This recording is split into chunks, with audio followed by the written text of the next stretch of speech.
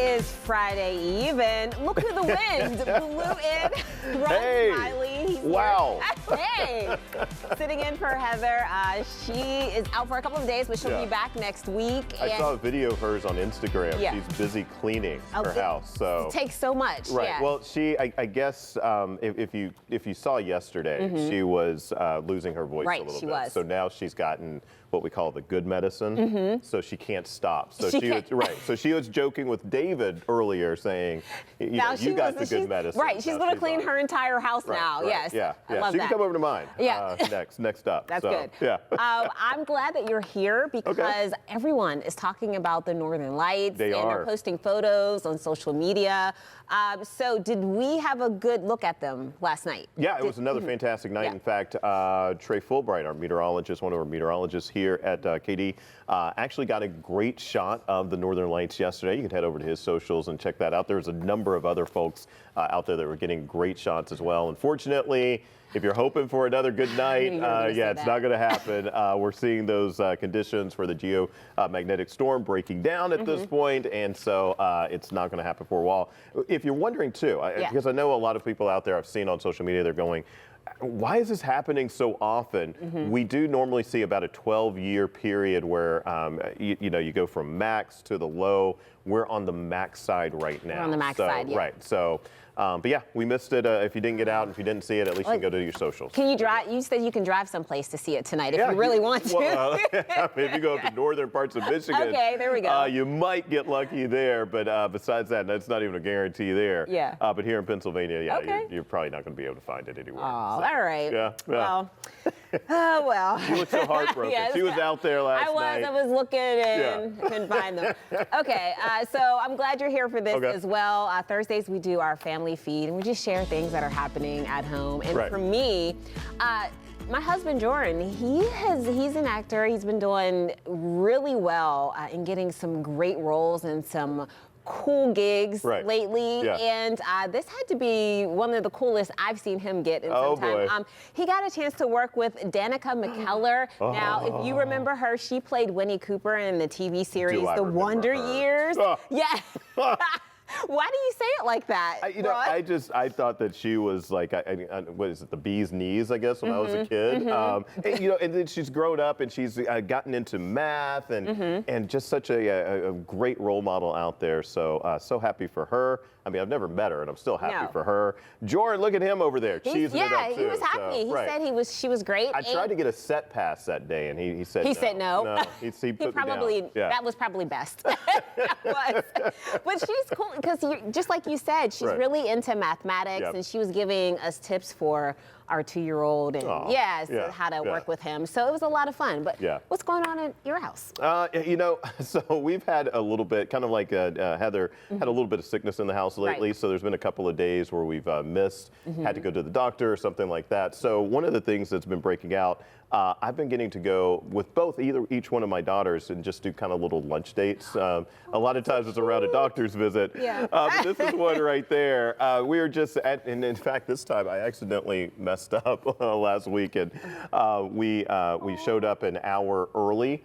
So we had an hour's worth of time. So we went to Permanis and just got their what are they? The funnel fries. The funnel cake fries. Oh, that's what those are. Okay. Yeah. So we just got some of those. No, I'm not drinking in the middle of the day, Mike. I didn't think that. I didn't think it. Just water, a little I have thought that at some points, but not today. Right. No, it was just a lot of fun. So, make memories, and you know how it is. They grow up so fast.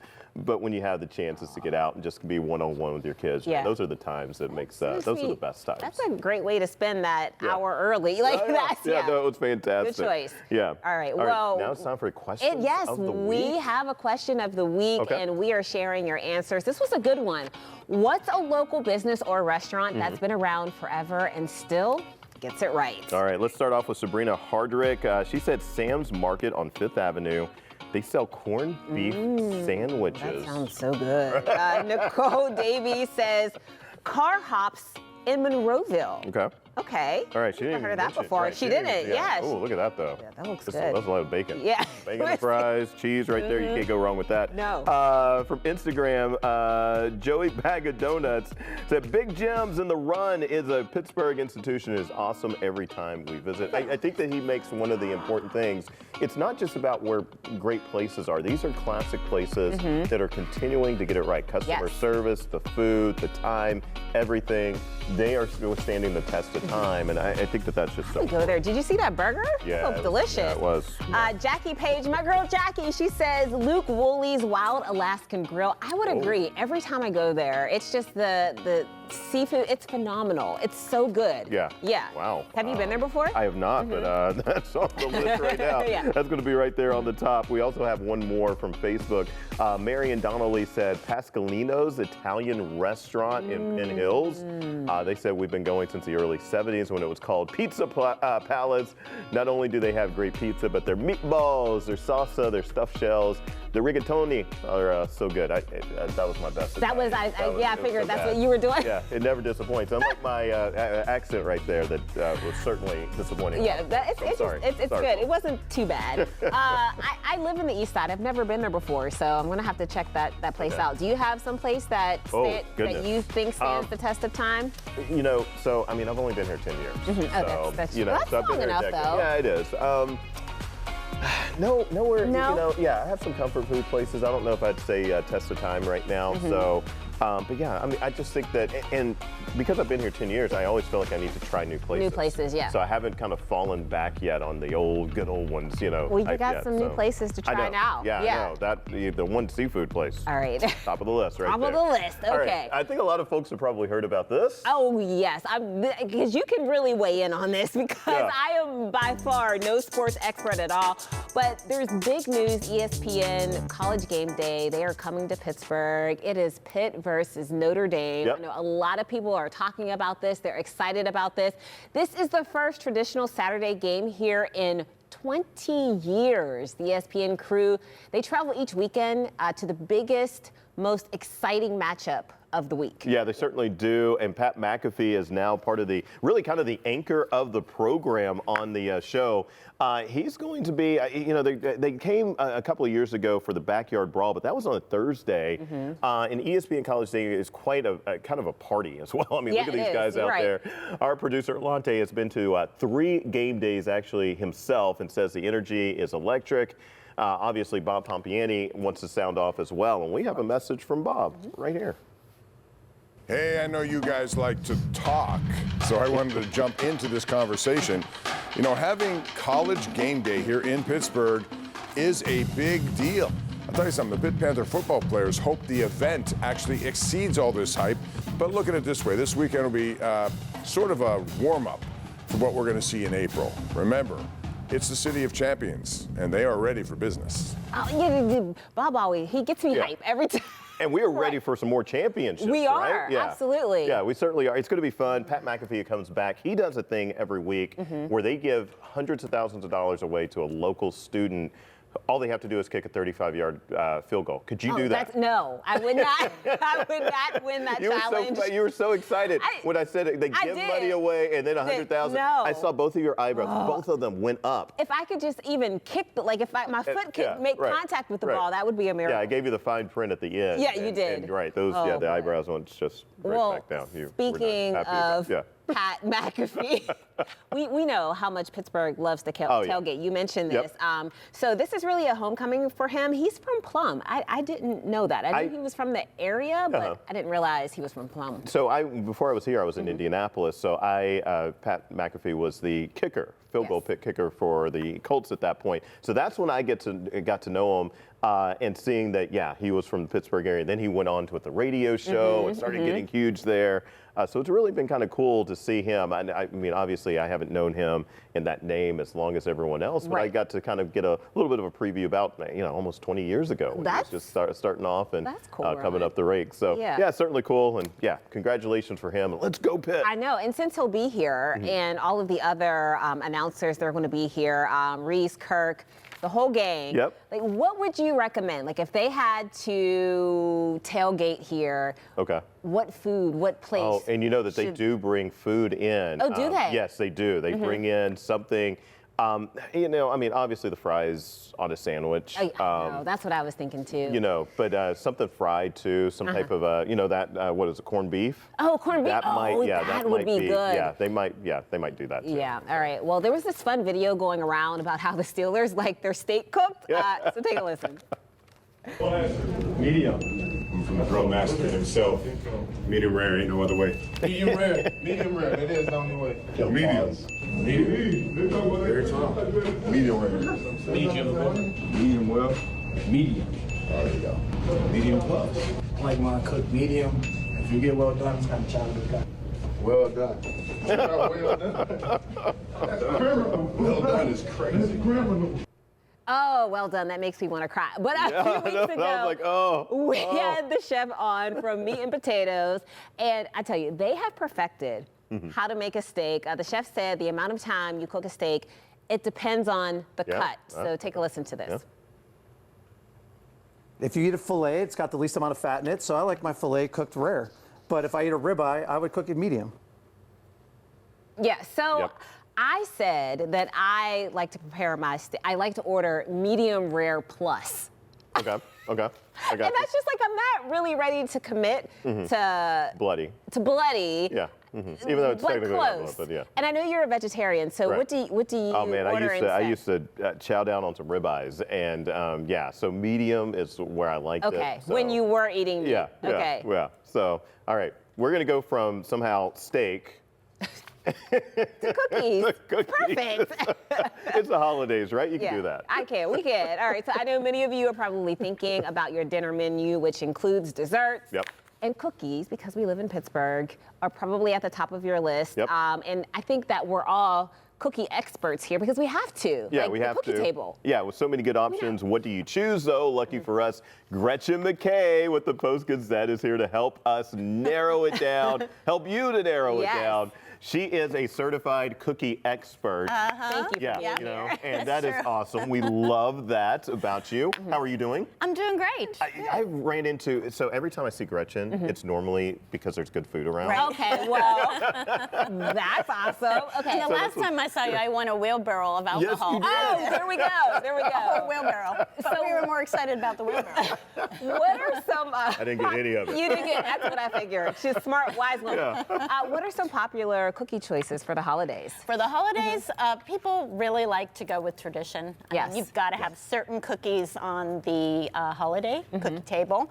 In my household, that's a thumbprint. Oh yeah. You Can't know, go wrong with that. Hershey Kiss, the peanut blossoms, just an iced cookie. Anything, it really is about tradition, I think, when it comes to the holidays. You've got to have that favorite cookie you grew up with and your Yes. grandmother made or your mom made. Right. And I want to ask also, what might be one of, like, what's the new tradition cookie? What's the one that's coming up that maybe 10, 15 years ago wasn't there, but maybe it's like cranberries On in the your rise. cookies? Like, is there something unusual that's like the big trend? Big trend. Yeah. I see somebody gave me a spicy sriracha cookie which might be an aspiring trend. Right. Oh my gosh, it's so But good. I mean, we're seeing gluten-free cookie. We're that's good. seeing, you know, no-bake cookies, things that are easy to get on the table. But I think at the holidays, really, it's about tradition. Yeah, it is. Love that. All right, thanks, Gretchen, for weighing in. We're so glad we You can have tell you here the today. cookie the cookie recipe that stuck out to her. She's like, oh, Oh yeah. we can do that. We can work with that. We can work with that. All right. Still to come on Talk Pittsburgh, cheese and pretzels go together like root beer and ice cream. It's a match made in heaven, and we're twisting them up fresh. Coming up. Oh, that's going to be fun. And let the holiday baking begin. The best Christmas cookies from local bakers are about to be put to the test. The Holiday Cookie Challenge is on. Here's how you can enter and find out if we stand a chance or if your own connections are going to be there also. Yeah, plus big news for women here in Pittsburgh and across the U.S. The FDA is removing a decades-old warning on hormone therapy. We'll tell you why and what this means for millions navigating menopause.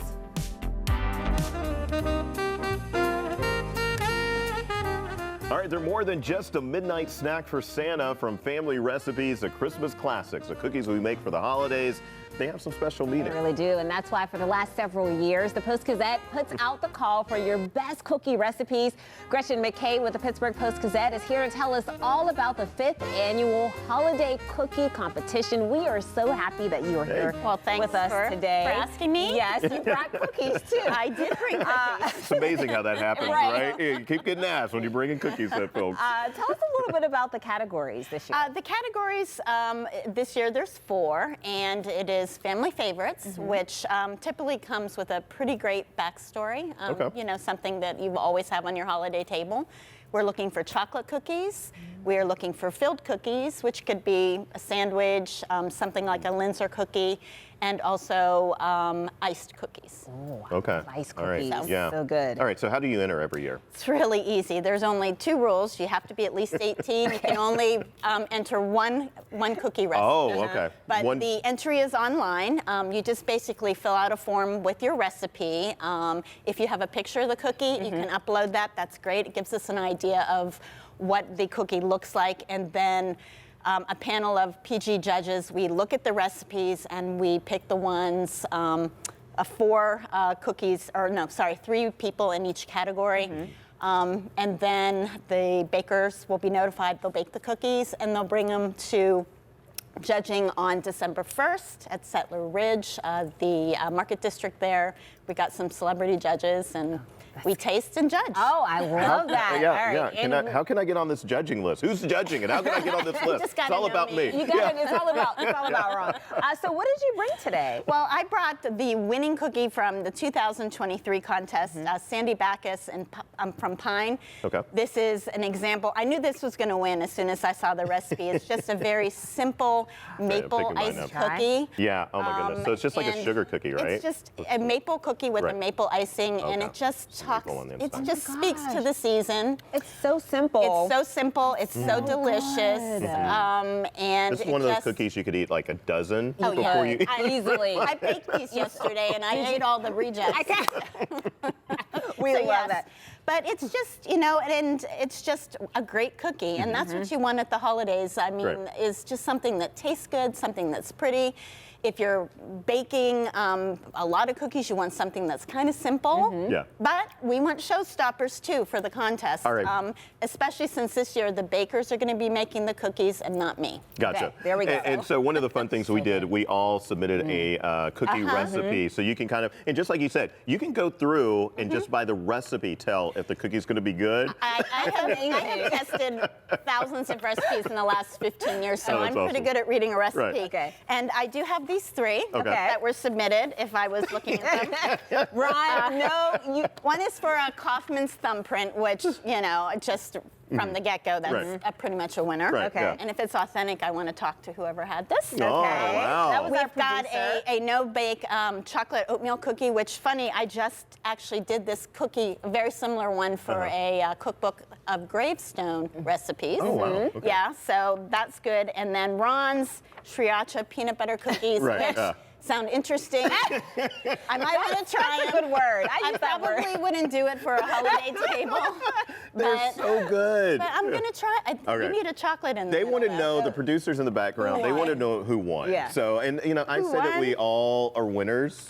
For this contest, I'm going with the thumbprints. The thumbprint. All right, Oh, all right. Yeah. But I want to add I think that was Krista. She was there's like, some great prizes for the contest this year. The grand prize winner gets a $150 gift certificate from Giant Eagle, who's a sponsor, and 4 dinners at Community Kitchen Pittsburgh. They're also partnering with us this year. You get 4 dinners there. Each of the category winners also gets a gift certificate and fish dinner, and it's just a fun thing to do. Oh, that's good. Well, Brittany's mom won, our producer. Oh, that was those, Brittany? Okay. those were her All right. thumbprints. Well, thank you so very much, Gretchen. Yeah, We and appreciate enter, it. and you can enter till November 23rd, and a then we'll little bit notify. And the best part is you get your story in the Post-Gazette, and that is So fun. You know, All right. no price on that, right? All right. Well, if you want to check out the winning recipe from last year or submit yours for the Holiday Cookie Challenge, we'll give you that link up at kdk.com/talkpittsburgh. All right, coming up on the show, your phone is probably in your hand right now. It's a powerful tool, but can it also help our aging loved ones? Ahead, find out how a few quick setting changes can make it a breeze to connect with others. That's next. You know how it feels? Technology seems to change every time we blink. And while our iPhones can do a million things, most of us really kind of use them just to text, call, or take photos of the kids. Yeah, but what if those same phones could actually help us or our parents live a little easier, a little safer, and a little bit more connected? Jeff Ruffing of Ingles is here to share some practical iPhone tips that can make a real difference in everyday life. We're so glad you're here because I feel like this is something that can help everyone, especially if you have aging parents. So tell us a little bit about what is Ingles? Yeah. Tell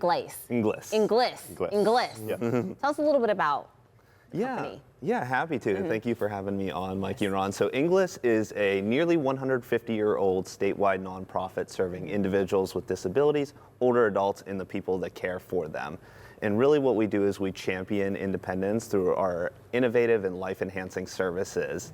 And we came to Pittsburgh in October of 2023 when we opened our Innovation Center as a hub for our community programming in the greater Pittsburgh region, specifically highlighting our assistive technology, which helps, again, all of our older adults, individuals with disabilities to improve their independence. It's interesting that you say that because you say you're 150 years old, but it's probably been over the last 25, 30 years where it's really had to amp up with the technology that you guys are helping with adults. We're going to start off with one that's called assistive technology.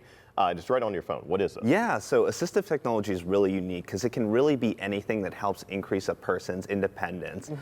From low-tech solutions like in dining aids, a bigger handle on something, to more high-tech solutions, being able to control your phone via your eyes or your voice. Yes. But really what it is, it's helping someone accomplish a task or participate in an activity that they otherwise wouldn't be able to do or would have a lot of difficulty doing. Okay, and you can demonstrate something for us now. It's called Live Listen. How do you do that? Yeah, so Live Listen is an awesome feature on your iPhone and via connected AirPods or compatible hearing aid.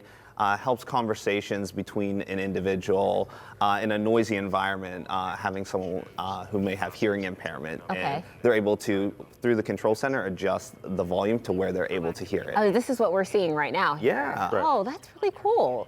So this goes right through and this is a new feature with, I know with the iPhone and the AirPods in the ear. So over the last year, this has come out, but you guys have last really couple years, but really Apple has done a lot of great advances in accessibility. And what we do is try and highlight, because these things live in your phone, but not the average person doesn't know that it's there. I see. I see. Okay. And something else called assisted access. Yes. Tell us a little bit about that. Yeah. So assistive access is really I was hoping that you were kind going of to show us your yeah. So what we have here is phone. assistive access is kind of Apple's simplified interface on the phone. So the phone that I have here in my right hand, it's showing much larger icons, no confusing background. We've been able to limit it to just the apps that person needs to use. So let's look at the camera app.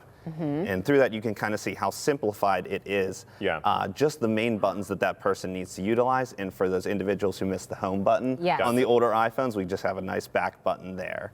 Gotcha. And then the other feature I like to highlight is calls here. So very simplified calls, recents, contacts, no confusing menus they have to navigate, in your favorite contacts. Right there, Jeff, quick you of a called button. Yeah, one quick button press to call them. And what we can do is we can also limit incoming and outgoing calls for those individuals to just favorites, just contacts, or everybody. Okay, we don't have a lot of time. How do they get in touch with you? Yeah, the best way to get in touch with us is by giving us a call at 412-790-9993 or emailing us at iats.pgh@inglis.org. All right, and as always, you can always go over to the webpage, kdka.com. Absolutely. My granny would love that technology. Okay. If you need a refresher on any of the tips we showed you today, we'll have step-by-step instructions for you on our website, kdka.com/talkpittsburgh. All right, still to come on the show. Oktoberfest is long over, but that doesn't mean we have to give up on our favorite doughy delicacy. Hey, we're rolling up homemade pretzels. It's up next. We're ready. Ready to snack? Chef Aleka is here with a treat that's salty, cheesy, and downright irresistible. Do I put the cheese in now? Yeah, fold in the cheese. Right. We're making pretzels. No twisting is required today. This is going to be fun. This it sure will be. All right, so what are we making? Well, you can start adding. I can, yes. So Okay. what I have, we're kind of doing it reverse. This is the cheese sauce. So you're just going to put a little bit of cheese and whisk at the same time. Okay. Okay. All right. Ooh, Mikey, I feel the heat too. Okay. You and I, this is Little what I bit of call cheese. like an introduction to yeast. To yeast. This is for recipe. homemade pretzels, right? This is for home, but we're making pretzel bites. Pretzel bites. Like that. Okay. Ooh. Ooh, I think those it's look a good. really good like game day snack. It'll be perfect. And like this is a really good kid activity too. Okay. So I'm already made the dough, and you really don't need a mixer. I made the dough in one bowl. Okay. With the wooden spoon. with the wooden spoon. Okay. So it's flour, yeast, some brown sugar, some melted butter, and some water. How's it going? It's going very well over here. Okay, good, Ron. You have to keep an eye on him because. So I do have one quick question for you. I see that you shredded the cheese here, and I always see them say in cheese sauce that you should never buy the pre-shredded cheese. Oh. Okay, why not? Is that a Why? cooking sin? This is like coated with something weird. and it doesn't melt as easy. So you're doing a great job. Thank you. So all pretzels and bagels are boiled and then they're baked. Okay. So what I did is I divided up the dough into like a little snake. Okay. And I would kind of make it look a little bit even with your hands like this. So kind of stretch it out here. Yeah, and then you can cut it into bite-sized pieces. Not like big bites. Okay, then, I'm a big bite. Just know it's gonna expand a little bit in the oven. Okay. I mean, in the water. So we're boiling this in water and baking soda. A combination of water, because the baking soda is gonna help get that little outside crust that you like with pretzels. That's what we love too. about pretzels. Yeah. So when you boil it, you want to use a slotted spoon to take it in and out of the water. Oh, so you just don't want to dump them in? No. Okay. So the one thing I learned the hard way was when they're done boiling them, put them on a sheet pan that has a lot of spray. You hear that, Ron? A lot of so it doesn't stick. How's it taste? You want to taste it? I can taste this? Yeah. Oh, okay. Yeah. Yeah, I'll taste go it. in. Well, let me see what it looks like over here. Uh-oh. It looks a I little still have lumpy. a little, That's okay. So you really want to get like your back into it. There we go. Put some muscle into it, Ron. I was trying not to. Yeah. Okay. All right.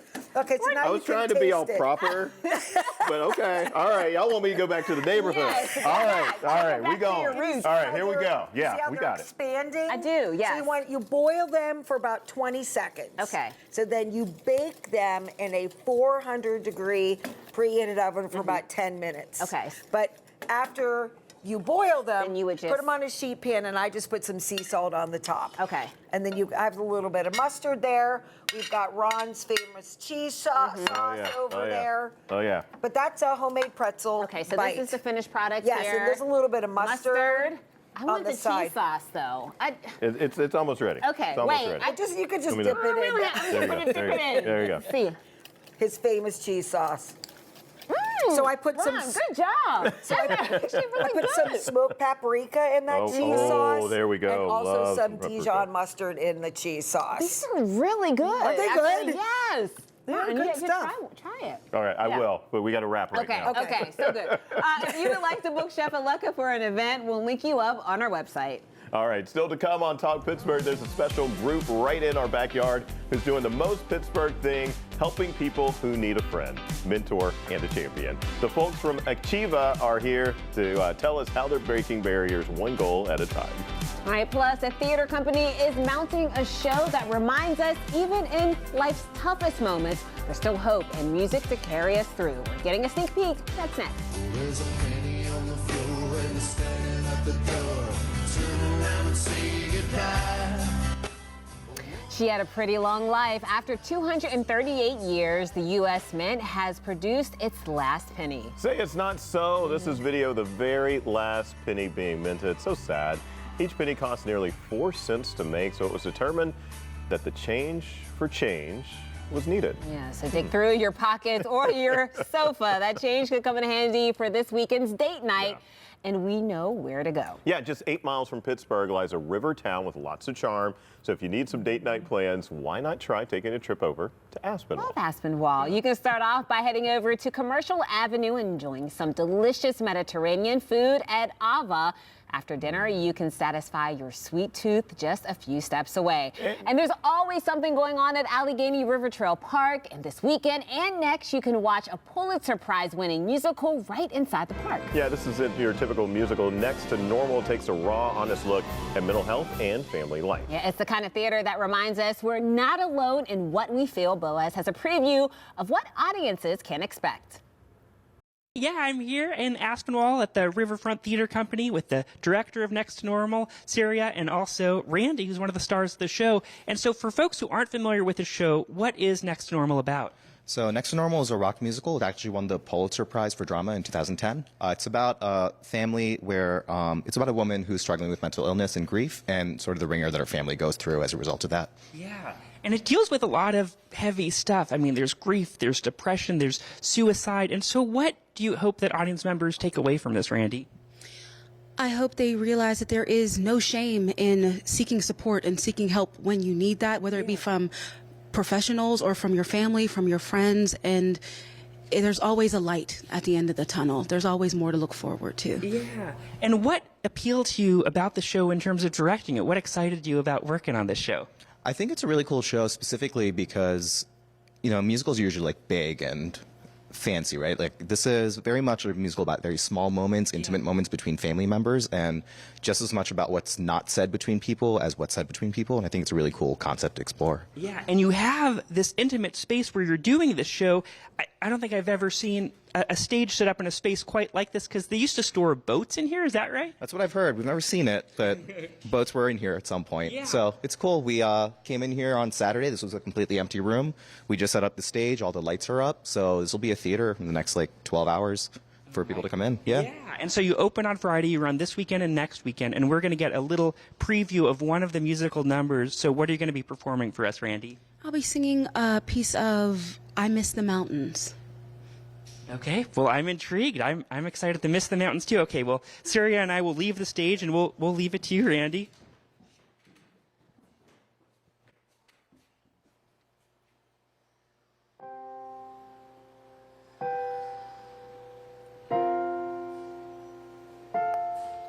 There was a time when I flew higher. Was a time the wild girl running free would be me. And now I see her feel the fire.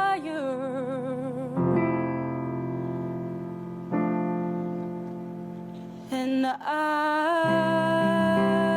miss the mountains. I miss the lonely climb, wandering through the wilderness and spending all my time where the air is clear and it cuts you like a knife. I miss the mountains. I miss the mountains. I miss my life. I miss my life.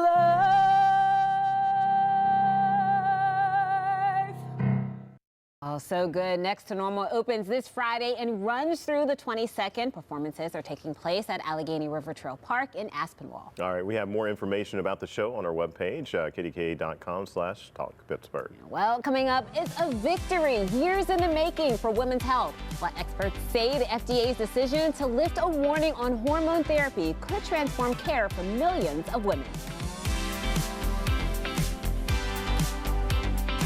Some really exciting news for women's health came out this week. My producer, Krista, and I were especially interested in this news and wanted to both jump into this conversation. We had a chance to sit down with a local doctor to dissect what these changes to HRT therapy mean for women like us. Hormone therapy for menopausal women is shaking off a decades-old stigma. The FDA says it's lifting a warning on HRT treatment, now making it more available to millions of women. Now, this is a big deal. It's a really big deal. And here to help break this down for us is Dr. Sarah Foster-Racina, director of UPMC Magee Women's Midlife Health Center. There is a reason I was meant to be here today, and it is this conversation right now. A lot of our viewers know hormone replacement therapy. Maybe they use it. For those who don't, what does it treat? So hormone therapy is referring to estrogen and in some cases progesterones or progestogens to address symptoms of menopause such as hot flashes, night sweats, sleep disturbances. It's also used to prevent bone loss, osteoporosis prevention, and genitourinary syndrome of menopause, which refers to a constellation of symptoms related to low estrogen in the genitourinary tract. Yeah, so it can be used for so many different things and treat so many things that we go through as women. Now, this warning, it was placed on estrogen back in the 90s.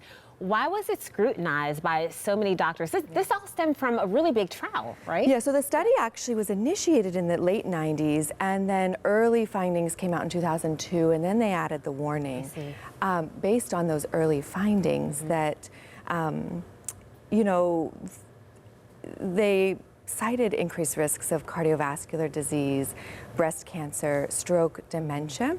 But it's important to look at the study. It was intended to study those for older women. I see. And so, you know, the unfortunate issue is that they only looked at one formulation, one route, one dose of hormone therapy, but it was applied broadly to all formulations of hormone therapy.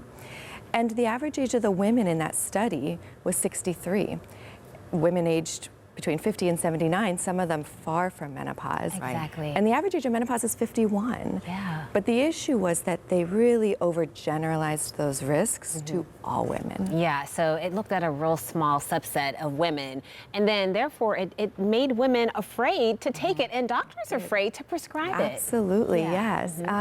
So what happened was, I mean, overnight after this news came out, at the time, 1 in 5 women were using hormone therapy. But overnight, prescriptions plummeted by almost 80%. Wow. To fewer than 5% of women using hormone therapy, and that has persisted for decades now. We're still at that rate. Yeah. And when the FDA commissioner sort of lifted this, I guess almost like this, we feel like permission, you know, all of the destigmatization, said maybe one of the greatest screw-ups of modern medicine. That is a big, bold statement. Do you agree? I do. Oh, wow. It set us back for decades. And the number of women who were impacted then and now is huge. Almost 50 to 70 million women went through menopause in the last 20 years without the option of hormone therapy. And I know so many women do use it now, and it sounds like more will start to use it. So there are still risks for using HRT, as they call it. What are some of those risks? So like any medication, there's risks. And it's important to consider someone's personal health history, their age, their symptoms, as well as what kind of hormone therapy formulation. Certain formulations, for example, oral estrogen versus transdermal in form of the patches and gels can confer lower risks. So it's important to discuss those considerations in thinking about risks and benefits. But what we know now is that women who are younger than 60 or within 10 years of menopause, the benefits far outweigh the risks when it comes to hormone therapy use. In summary, if there's a way to just wrap everything up, what does this mean for the bigger picture of midlife care? This is a celebration, right? It's huge. It's monumental for midlife women who want to access care. I think it's going to destigmatize, break down barriers, really move us from fear-based avoidance to evidence-based personalization. Oh, thank you so much. This has been an amazing conversation. I learned a lot, and we'll be right back. when opportunity meets inclusion, some incredible things can happen. Achieva opens doors for people living with disabilities, creating pathways to independence and purpose. Yeah, we're thrilled to have welcome Amber Westwood, who's a part of Achieva's business services team, and Nathaniel Bruce as well, who found his place at Giant Eagle Market District thanks to support of the organization. All right, Amber, tell us first off about this employment. How does it all work? Yeah, I mean, that's a great question. Yeah. I mean, we at Achieva feel like everybody is able to do a job at a competitive wage and alongside everybody. We don't just put people in positions and say, this is where you're going to work. Now we want everybody to be a good fit. And how do we get a good fit? We find out more about you. We say, what do you like? It's all about that person-centered planning. Where are you? Where do you want to be? How can we help you get there? And then working with organizations like Giant Eagle and some other partners that we do have, and finding those positions and coming in like every employee and being treated like everybody else. It almost sounds like you kind of go the extra mile for, for the people that come to you and looking for It sounds like a first date. You know, you really try to get to know the person so you can place them in the spot that's best for them. How many people have you helped? So the Achieva organization, we have 4 different parts to our organization, which is Achieva Support, which employment falls under, Achieva Resource. We have the ARC of Greater Pittsburgh and Erie, and then we have Achieva Trust. And so between all of the businesses under us, about 10,000 individuals per year, Pennsylvania individuals, yes. Yeah, it's like 1,000 a month. That's a lot of people. Way to do the math. Yeah, Such a great big 800, organization. Yeah. All right, so Nathan, I just want to talk to you. Tell us a little bit about, you work up at Giant Eagle. How long have you worked there? 5 years. 5 years. 5 wonderful years. Okay, and what do you do up at Giant Eagle? I bag groceries and light up the smiles on customers' faces. Oh, that's awesome. And I'm sure this job means a lot to you, especially because you told us you work at the Settlers Ridge Giant Eagle, which is great. Store. I've spent a lot of money in that store. Rolls Royce of Giant Eagles over there. What's it like there? It's wonderful. Speaking of going the extra mile, they say that there, go the extra mile. They say it every day. Yeah, and I could tell you're one of those type of people who goes the extra mile and really tries to help people, because I'm always looking for the snacks. Right. Like, I want the best snacks. I'm a snack fan myself. Oh, good. All right, so what does your job really mean to you? What it means to me? Yeah. It really means give me the motivation to be able to live on my own. Wow. Show support. No, that's fine. Yeah. Be social with the customers, make a living for myself, and make a huge jump in my life. Yeah, and I can tell this means so much to you. What has it been like for you working with Achieva? It's been wonderful. Yeah, that's good. That's awesome. All right, Amber, once an individual is employed, do you guys continue your services? Absolutely. If somebody needs us, of course, we're going to be there. Our goal is to really fade supports and working with individuals and the employer to make sure that we have the natural supports in place. So Nathan can go to work and feel comfortable talking to his coworkers and his manager and the customers. Yeah, and I'm just curious, once the individual is placed in a job, do you continue that relationship and working with that person? So Nathan and I met how many years ago? 5 years. 5 years ago. I've since taken another role with Achieva, and we still talk all the time. Now. Yes. I love that. Yeah. Well, thank you both for being here. Nate, You're welcome. Thank you for being here. Yes. You're welcome. I hope to see you at the Settlers Ridge Market District. Sure. Yes. Yeah. I probably have seen you there, so I'm in there all the time. Yes. So I see your faces all the time. Oh, good. Thank you both.